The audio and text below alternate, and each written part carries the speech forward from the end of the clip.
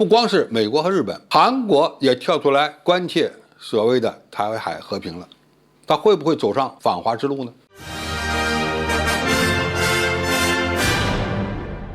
观众朋友、网友朋友，大家好，我是付天少。美国刚刚出台了一个新版的印太战略，扬言要拉拢盟友，塑造中国所处的战略环境。紧接着，美日韩就在夏威夷举行了三边外长会谈，并且还发布了一份表达团结一致的联合声明。这份声明内容涵盖了朝鲜问题、乌克兰危机、缅甸问题等一系列的热点。三方谈这些问题对东亚国家的韩国和日本来讲意义不是很大，因为相对他们而言都离得比较远。但是最令中国人意外的是，韩国首次加入了关切台湾和平的行动，这被认为是韩国发出的干涉中国内政的消极信号。在文在寅执政的这几年里，韩国总体上与中国保持着相对比较良好的外交关系，而韩日关系可以说陷入了僵局。这种局面被认为是美国的东北亚战略的一个失败，再结合朝鲜与美国关系的恶化，不断进行的导弹试验，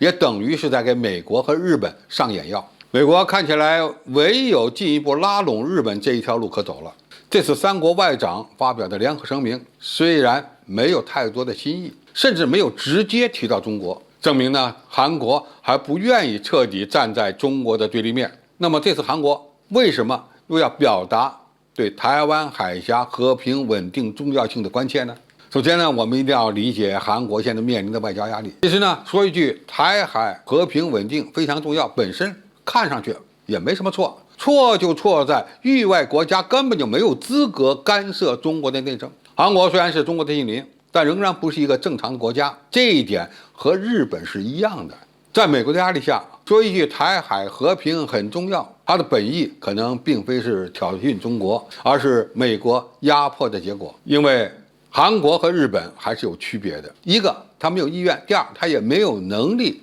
在台海问题上挑衅中国。其次韩国目前正面临着总统大选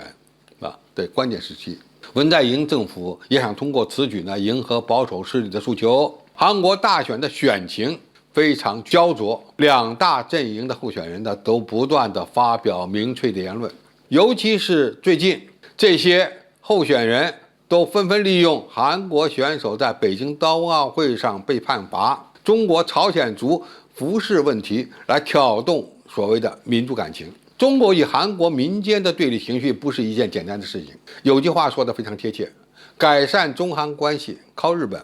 改善中日关系靠韩国。而美国一直在使坏，不让中日韩三国的关系进一步改善。在这种大环境下，韩国政府在外交上也不得不进一步向美国靠拢，本质上这就是选举策略的需要。最后美国可能也在给韩国下套。我们看待中韩关系一定要放在中美关系的大环境、大背景下。美国把台湾问题国际化就是它的一个大战略，就必然会想方设法让韩国加入进来。在这样的情况下，提出其他的诱惑条件，要韩方说一句台海和平稳定很重要，恐怕他们也很难拒绝。从实力地位的角度看，韩国是一个崇尚强者的国家。现在虽然它已经被列入发达国家了，但是在安全问题上，它依然要依靠美国。因此，韩国国内的保守势力在短期内依然会秉持与美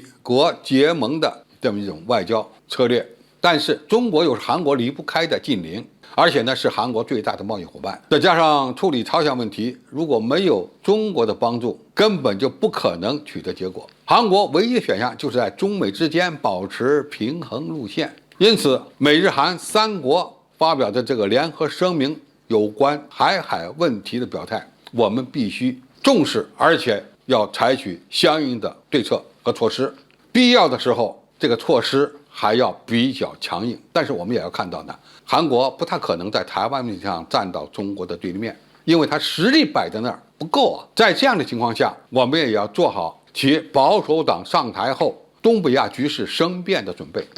因为在某些情况下做预有准备，而且特别是在外交军事上预有准备，才能应付一切的变局。好，今天的评述就到这里，谢谢大家收看，我们下期再见。